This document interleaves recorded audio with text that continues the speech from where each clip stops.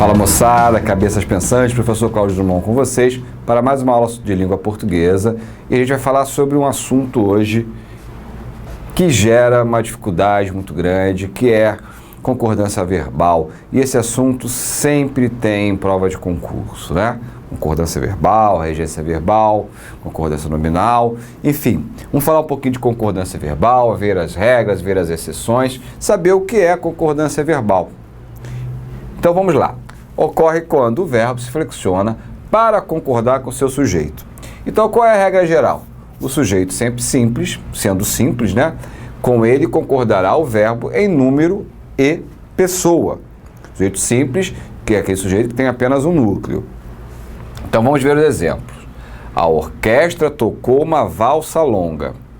Ora, a orquestra, terceira pessoa de singular, tocou, também vai acompanhar. O verbo tem que ser conjugado na terceira pessoa de singular. Então, se tocou a terceira pessoa, se a orquestra é a terceira pessoa, tocou também, do verbo tocar, tem que ser a terceira pessoa. A orquestra tocou uma valsa longa. Os pares que rodeavam a nós dançavam bem. Os pares, sujeito simples, terceira pessoa do plural. O verbo rodear também tem que acompanhar e ir para a terceira pessoa do plural. Certo? Regra básica, regra geral. Vamos aos casos particulares. Há muitos casos em que o sujeito simples é constituído de formas que fazem o falante hesitar no momento de estabelecer a concordância com o verbo. Às vezes, a concordância puramente gramatical é contaminada pelo significado de expressões que nos transmitem noção de plural, apesar de terem forma de singular ou vice-versa. Isso confunde, né? Por isso, convém analisar com cuidado os casos a seguir. Sem delongas, quais são os casos a seguir? Casos particulares. Quando o sujeito é formado por uma expressão partitiva, né? Parte de, uma porção de, o grosso de, metade de, a maioria de, a maior parte de, grande parte de, seguida de um substantivo ou pronome plural, o verbo pode ficar no singular ou no plural. Então vamos para os exemplos que já vai dar uma clareada nessa sentença. Olha, a maioria dos jornalistas, maioria dos jornalistas, plural, aprovou ou aprovaram a ideia. Então, sempre que eu tiver essa expressão partitiva, que estão aqui alguns casos, eu posso, e o substantivo ou pronome, que for logo se referir, né, tiver relação com essa parte, no plural, você pode usar tanto o verbo no singular quanto o verbo no plural. A maioria dos jornalistas aprovou, aprovaram a ideia. Metade, olha lá, metade dos candidatos não apresentou ou não apresentaram. Agora, cuidado que isso vai concordar a partir do momento, você pode usar as duas formas, se o termo substantivo ou pronome logo a seguir também estiver, se ele estiver no plural, obviamente, né? Esse mesmo procedimento pode se aplicar aos casos dos coletivos, né? Quando especificados. Por exemplo, um bando de vândalos, está especificado, né? Um bando de vândalos destruiu ou um bando de vândalos destruíram o monumento. Observação. Nesses casos, o uso do verbo no singular enfatiza a unidade do conjunto. Já a forma plural confere destaque aos elementos que formam esse conjunto. Então, é uma questão de estilo que você vai usar uma coisa ou outra. 2. Quando o sujeito é formado por expressões que indicam quantidade aproximada, cerca de, mais de, menos de, perto de, seguida de numeral e substantivo, o verbo concorda com o substantivo. Exemplo. Cerca de 1.000 pessoas participaram da manifestação. Perto de 500 alunos compareceram à solenidade. Mais de um atleta aqui, singular, estabeleceu um novo recorde nas últimas Olimpíadas. Então vai sempre concordar com esse substantivo a qual se refere. Observação. Quando a expressão mais de um se associar a verbos que exprimem reciprocidade, o plural é obrigatório. Que verbo? Olha lá o exemplo, olha. Mais de um colega se ofenderam. Vai vir com esse pronome recíproco, né? Aqui o C. Mais de um colega se ofenderam Aí precisa fazer, tá? No plural. Na tumultuada discussão de ontem, ofenderam um ao outro, reciprocidade. Por isso, o verbo tem que ir para o plural. 3. Quando se trata de nomes que só existem no plural, a concordância deve ser feita levando-se em conta a ausência ou presença do artigo. Sem artigo, o verbo deve ficar no singular. Quando há artigo no plural, o verbo deve ir para o plural. Então, ficar atentos a quê? Ao plural, ao artigo, quando esses nomes plurais, né? Exemplo, os Estados Unidos, então, obviamente, o verbo tem que ir ao artigo, tem que ir para o plural. Os Estados Unidos possuem grandes universidades. Alagoas, cadê o pronome aqui? Sem pronome plural. Então, Alagoas, mesmo sendo Alagoas plural, impressiona pela beleza das praias. As Minas Gerais, ó, tá com o artigo no plural antes. São inesquecíveis. Minas Gerais não tem, produz, né? Não tem o artigo, produz queijo e poesia de primeira. Os sertões, com o artigo, então tem que ir plural o verbo. Os sertões imortalizaram Euclides da Cunha. Outro caso, quando o sujeito é um pronome interrogativo ou indefinido plural, quais, quantos, alguns, poucos, muitos, quaisquer, vários, seguido por de nós ou de vós, o verbo pode concordar com o primeiro pronome, na terceira pessoa do plural ou com o pronome pessoal. Veja, quais de nós são ou somos capazes? Vocês estão vendo? Quando acontece isso, quais, o quanto, esses pronomes seguidos por de nós, a gente pode concordar com o primeiro nome, né, na terceira pessoa do plural, ou com o pronome pessoal. Qual de vós, ó, vós sabiam ou sabíeis, porque concordou com vós. Vários de nós propuseram ou propusemos, por conta do nós, sugestões inovadoras. Então pode uma coisa ou outra. Observação. Veja que a opção por uma outra forma indica a inclusão ou a exclusão do emissor. Quando alguém diz ou escreve, alguns de nós sabíamos de tudo e nada fizemos, esta pessoa está se incluindo no grupo dos omissos. Isso não ocorre quando alguém diz ou escreve, alguns de nós sabiam de tudo e nada fizeram. Frase que soa como uma denúncia. Nos casos que o interrogativo ou indefinido estiver no singular, o verbo ficará no singular. Qual de nós é capaz ou algum de vós fez isso? Aí o pronome no singular, certo? A gente precisa permanecer, tem que seguir o singular. Aqui nesse exemplo, é caso os pronomes indefinidos ou interrogativos no plural, tá? E essa observação aqui, ela vai de acordo, ela é uma observação voltada para o sentido, para a semântica, o que você quer imprimir, tá? Em termos de concordância, nominal, uma forma ou outra está correta. Você tem que ter só cuidado com que mensagem que você quer enviar. Quando o sujeito é formado por uma expressão que indica porcentagem, seguida de substantivo, o verbo deve concordar com o substantivo. Então você sempre vai ter 25% de não sei o que, né? 30% de não sei o que. Então esse substantivo aqui é que o verbo tem que acompanhar, não o percentual. Exemplo, 25% do orçamento do país deve, porque concorda com o orçamento, destinar-se à educação. 85% dos entrevistados não aprovam, concordar com entrevistados, a administração do prefeito. 1% do eleitorado aceita, concordando com o eleitorado, a mudança. 1% dos alunos faltaram, concordando com alunos, aprova, mesmo um sendo singular. Viram? Quando a expressão que indica porcentagem não é seguida de substantivo, o verbo deve concordar com o numeral. Então, tem o substantivo, concorda com o substantivo. Não tem, aí vai para o numeral. Numeral plural, verbo no plural. Numeral singular, verbo no singular. 25% querem a mudança, 1% conhece o assunto. Certo? Seguindo.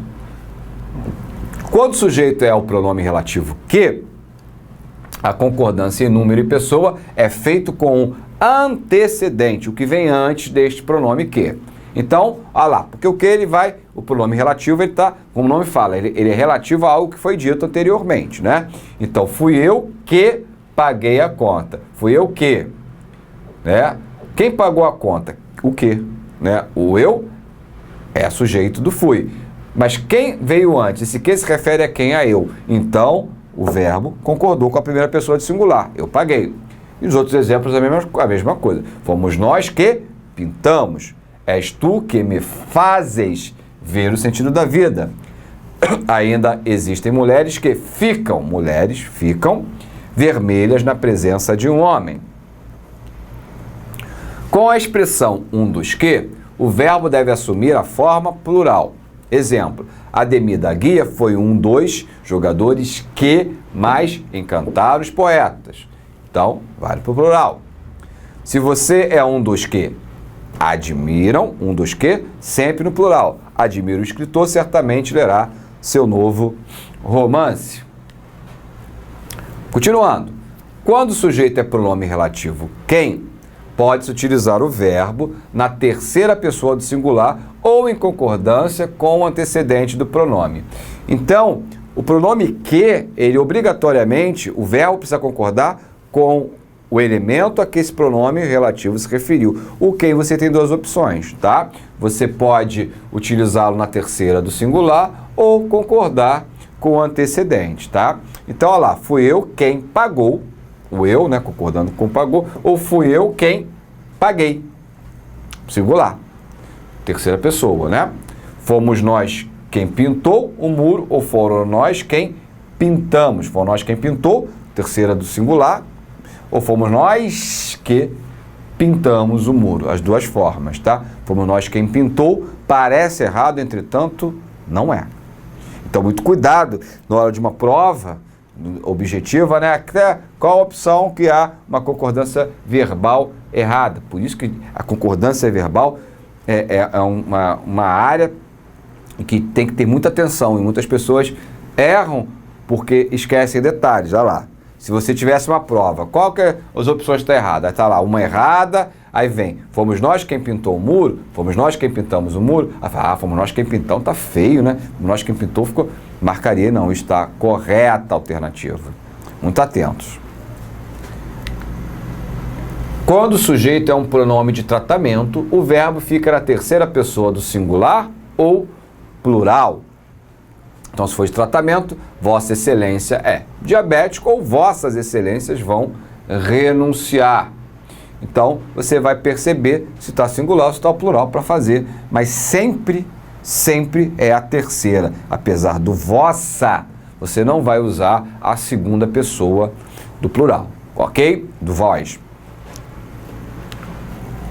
A concordância dos verbos bater, dar e suar se dá de acordo com o numeral. Quando isso, né, esses verbos vierem relacionados ao numeral.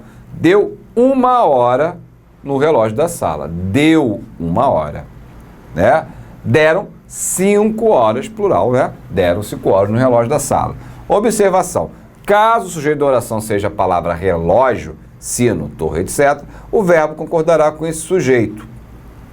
É difícil de entender, né? O tradicional relógio da Praça da Matriz dá 9 horas. Aí o sujeito não é 9 horas. O sujeito é relógio. O verbo vai concordar com o sujeito tradicional relógio da Praça da Matriz. Né? Então, é uma questão de perceber sujeito, né? Que a prioridade é do sujeito, certo? Ficar atentos a isso. Verbos impessoais. Bem, por não se referirem a nenhum sujeito, são usados sempre na terceira pessoa do singular. São verbos impessoais. Quais são esses verbos? O haver, no sentido de existir, o fazer, indicando tempo, e aqueles que indicam um fenômeno da natureza. Puxo até um gancho para análise sintática. Esses casos aqui de verbos impessoais que nós estamos vendo, sempre que houver orações com essas situações, a gente tem o que? Orações sem sujeito ou sujeito inexistente. Cláudio, esse negócio de concordância verbal é coisa pra caramba. Eu não te enganei. Eu não falei que ia ser pouco e nem falei que ia ser tão fácil assim. Na verdade, não é difícil. A gente precisa realmente memorizar esses casos. Dá trabalho, por isso você precisa estudar. Vamos lá. Verbo haver no sentido de existir. Havia muitas garotas na festa. Ó, ficou no singular. Não está haviam muitas garotas, porque está no sentido de existir. Existiam, aí o existir sim, vai flexionar. Existiam muitas garotas na festa. Faz 2 meses, ó, indicando o tempo, que não vejo não, pai. Não é fazem 2 meses, faz 2 meses. Questão de prova também, adoram botar isso, né? Chovia ontem à tarde, fica invariável, porque indica um fenômeno meteorológico, o fenômeno da natureza. Só cuidado, que aqui está dizendo que esse chover aqui indica um fenômeno, né? Cuidado que pode ter uma outra função, né? Pô, choveu arroz na noiva, né? Então tem que ter cuidado, aí já é outra, já não é fenômeno da natureza. Bem, a gente falou de sujeito simples, tudo aquilo era sujeito simples. Caraca, coisa pra caramba. Agora a gente vai falar de sujeito composto, e aí cabe outras observações. Preparados? Então vamos lá. Quando o sujeito é composto e anteposto ao verbo, né, vem antes do verbo, concordância se faz no plural. Pai e filho conversaram longamente, pais e filhos devem conversar com frequência, né? Sujeito aqui composto, antes do verbo, então ele vai concordar com este verbo. O verbo vai concordar com esse sujeito. Nos sujeitos compostos formados por pessoas gramaticais diferentes, primeira, segunda, terceira pessoa, do singular, plural, né? A concordância ocorre da seguinte maneira. Aí a gente tem uma regrinha. A primeira pessoa do plural prevalece sobre a segunda, que por sua vez prevalece sobre a terceira. Então a primeira prevalece, a segunda e a terceira. Então vai lá. Teus irmãos, tu e eu tomaremos a decisão. Primeira pessoa, o nós. É isso?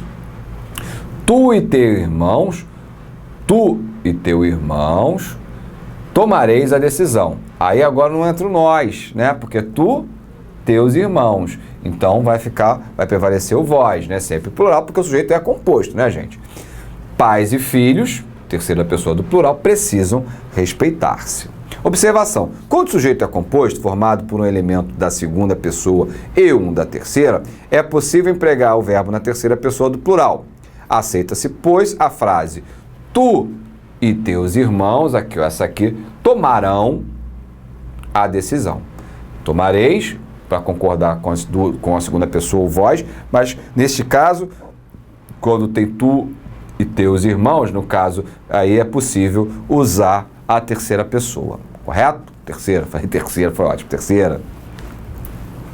No caso do sujeito composto, pós-posto ao verbo, aí vem o verbo e depois o sujeito composto, tá? Pós-posto. Passa a existir uma nova possibilidade de concordância. Em vez de concordar no plural com toda a totalidade do sujeito, o verbo pode estabelecer concordância com o núcleo do sujeito mais próximo, coisa meio de aproximação, parecido com a concordância nominal. Convém insistir que isso é uma opção e não uma obrigação. Faltaram coragem e competência, né? Ou faltou coragem e competência. Quando ele vier pós-posto. Anteposto nunca, só pós-posto. Quando ocorre a ideia de reciprocidade, no entanto, a concordância é feita obrigatoriamente no plural. Não tem a segunda opção, tem que ir para o plural. Geralmente aquele pronome ser de reciprocidade, né? Abraçaram-se, vencedor e vencido. Ofenderam-se o jogador e o árbitro. Aí tem que vir para o plural, não tem outra opção. Continuando com casos especiais. Quando o sujeito composto é formado por núcleos sinônimos ou quase sinônimos, o verbo pode ficar no plural ou no singular. Aí tanto faz. Descaso e desprezo, né? São sinônimos, marcam ou marca seu comportamento. Quando o sujeito composto é formado por núcleos dispostos em gradação, né? Aumentativa ou diminutiva, o verbo pode ficar no plural ou concordar com o último núcleo do sujeito. Por exemplo, com você, meu amor, uma hora, um minuto, um segundo, me satisfazem ou me satisfaz. Tanto faz. Rimou com satisfaz. No primeiro caso, o verbo plural enfatiza a unidade de sentido que há na combinação. No segundo, o verbo no singular enfatiza o último elemento da série gradativa. Então, tanto faz, em termos de concordância verbal, usar o singular ou plural nesses casos de gradação, está correto. Você precisa saber escolher qual a maneira, dependendo da ideia que você quer dar, né? Aí é uma opção, uma questão de estilo. Quando os núcleos do sujeito composto são unidos por ou nem, né? Uma coisa ou outra, o verbo deverá ficar no plural. Se a declaração contida no predicado puder ser atribuída a todos os núcleos. Por exemplo, Drummond ou Bandeira, representam a essência da poesia brasileira. Então você vê que os núcleos têm a ver, né? A declaração contida é atribuída aos dois núcleos, então eu uso o plural. Nem o professor, nem o aluno acertaram a resposta. Quando a declaração contida no predicado só puder ser atribuída a um dos núcleos do sujeito, ou seja, se os núcleos foram excludentes, o verbo deverá ficar no singular. Roma e Buenos Aires, a sede da próxima Olimpíada. Serão ou será? Uma vai excluir a outra, só pode ser uma. Então, será, singular. Roma e Buenos Aires será a sede da próxima Olimpíada. Você ou ele será escolhido, só um ou outro. Então, um exclui o outro. Então, desses núcleos, você ou ele será excluído. Só será escolhido um. Então, pegando esses detalhes, importante, hein? Com as expressões um ou outro e nem um e nem outro, a concordância costuma ser feita no singular, embora o plural também seja praticado. Por exemplo, um e outro compareceu ou um e outro compareceram à festa. Nenhum nem outro saiu ou nenhum e outro saíram do colégio. Então, um e outro, nenhum e outro pode ser feita tanto no singular, embora também possa ser feita no plural. Gente, é muita coisa, eu sei que vocês devem estar tudo louco, então vou dar uma pausa para que a gente veja no próximo bloco a continuidade dessa aula de concordância verbal. Até já!